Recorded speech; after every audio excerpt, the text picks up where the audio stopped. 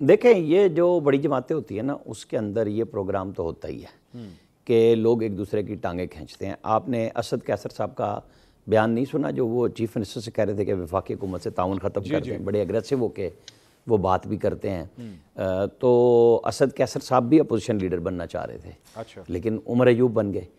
تو یہاں پہ انڈرمائن کرنے میں آپ دیکھیں جس کو پارٹی کا چیئرمین بنایا گیا ہے بیرسٹر گوہر کو, بڑے اچھے سافٹ سپوکن ہے, لیکن جب علی ظفر صاحب نے ان کی اناؤنسمنٹ کی تھی وہ 7 منٹ کی تقریر میں ان کی چیئرمین شپ کو پہلے ہی دن زیرو کر دیا تھا کہ ہمارا فلاں آدمی بھی بڑا بزی ہے, ہمارا فلاں بندہ بھی بڑا بزی ہے, لیکن بس ہمارے پاس پھر یہ بچے تو ہم انہیں چیئرمین بنا رہے ہیں. اب اس کے اندر شیر افضل مروت وہ ہیں جو بڑا کھل کھلا کے باہر بھی آئے. آپ نے ذکر بھی کیا کہ اب وہ لوگ باہر آ رہے ہیں جو چھپے ہوئے تھے. دیکھیں سیاستدان جو ہوتا ہے نا اس کا کام میدان میں لڑنے کا ہے. یہ جو چھپ گئے تھے پھر اب خود ہی آ گئے نا باہر. 2-4 ایک آدھا کہہ دیں گے آپ کے کہ جی کوئی کمپرومائز تھا, ورنہ اب سب بتا رہے ہیں نا کہ ہم یہیں پہ تھے, ہم بھاگے نہیں, ہم پاکستان سے باہر نہیں گئے. تو شیر افضل مروت تو اس وقت کے پی میں بھاگ رہا تھا, پھر اس کے خلاف ایک پروپیگنڈا پاکستان سے باہر سے بھی شروع ہوا. کچھ انہوں نے تیزی بہت دکھائی تو پارٹی کے اندر مخالفت ہوتی ہے.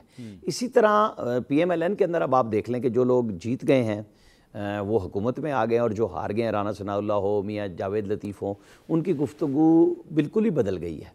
تو یہ کوئی ایسی بات نہیں ہے جب لیڈرشپ بھی خاص طور پہ ذرا مشکل میں ہو. عمران خان صاحب وہاں پہ ہیں. اس کی بیسک بن کے اچھا کہ آپ نے اس کو آئیڈینٹیفائی کیا. رانا ثناء اللہ صاحب, میاں جاوید لطیف صاحب, مرتضی جاوید عباسی, شاہد خاقان عباسی, مفتاح اسماعیل, محمد زبیر, یہ ان میں سے کئیوں نے تو مطلب کئی ایسے لوگ ہیں جنہوں نے الیکشن ہی نہیں لڑا, اور کئی ایسے ہیں جو الیکشن ہار گئے. یہ ان کی جانب سے جو بیانات آ رہے ہیں, آپ سمجھتے ہیں اس کی بیسک وجہ یہ ہے کہ یہ اس پارلیمانی نظام میں شامل نہیں ہو سکے, جس کی یہ فرسٹریشن ہے جس کی وجہ سے بیانات آ رہے ہیں؟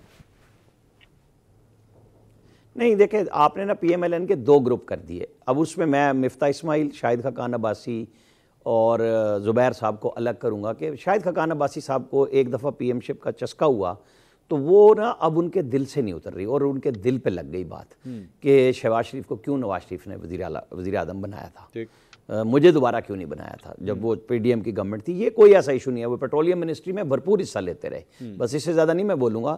مفتاح اسماعیل صاحب ان کے وزیر خزانہ تھے اور ڈار صاحب کی اور ان کی نہیں بن رہی تھی, لہٰذا انہوں نے یہی سمجھا, وہ گروپ بنا کے چل پڑے کہ یہ جتنی بہادری کی باتیں شاہد خاقان عباسی صاحب ہمارے بڑے محترم ہیں, یہ ثاقب نثار کے ساتھ جا کے یہ کیوں چپ ہو گئے تھے جب انہوں نے کہا نیب کا قانون میاں صاحب نے کہا تھا بدلو, بدلنے کی تیاری تھی تو یہ بکری ہو گئے. کیوں ہوئے اس وقت کہ میں اڑا دوں گا, وہی اڑا دیں آپ. اب بھی تو اڑایا تھا, پی ڈی ایم گورنمنٹ نے بھی تو نیب لا بدلا تھا, سپریم کورٹ نے سٹے دے دیا تھا, مطلب اور کر کے وہ بھی کچھ نہیں گئے.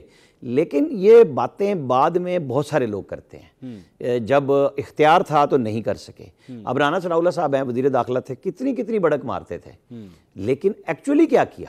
سارے لوگ یہی کہتے تھے نا بھائی آپ نے اگر اب بھی آج بھی میں تو یہی کہوں گا کہ 9 مئی ہے, بالکل ہے تو حقیقت ہے, تو بھائی پھر سزائیں کہاں ہیں؟ یہ پریس ریلیزیں, پریس کانفرنسیں بہت ہو چکی ہیں. آپ لوگوں کو اب ایک تو گورنمنٹ آ گئی ہے, ایشوز کی طرف چلے جائیں کہ مسئلے حل کریں لوگوں کے. باقی یہ سیاسی جماعتوں کی جو بات میں نے آپ سے کہی تھی, یہ ہر بڑی سیاسی جماعت میں اس طرح کی گروپنگ ہوتی ہے. بھٹو صاحب جب جیل میں چلے گئے تھے, آج ان کی شہادت برسی کہہ لیں, جو بھی وہ دن بھی موجود ہے, اور ان کو انصاف بھی 50 سال کے بعد سپریم کورٹ نے دیا کہ ان کے ساتھ زیادتی ہوئی تھی. تو ان کے لوگ, مصطفیٰ جتوئی مرحوم, کتنے بڑے بڑے لوگ اسٹالورڈز تھے. یہ اعتزاز احسن صاحب جو پیپلز پارٹی سے ہٹتے نہیں ہیں, یہ تحریک استقلال میں چلے گئے تھے. بڑے بڑے لوگ نکل جاتے ہیں سائڈوں پہ, اس وقت وہ مطلب بہت بڑے لیڈر نہیں تھے, نام آج بھی موجود ہے. تو یہ سیاسی جماعتوں پہ جب برا اور اچھا وقت آتا ہے تو دونوں وقتوں میں مختلف لوگ ہوتے ہیں جو قیادت کر رہے ہوتے ہیں.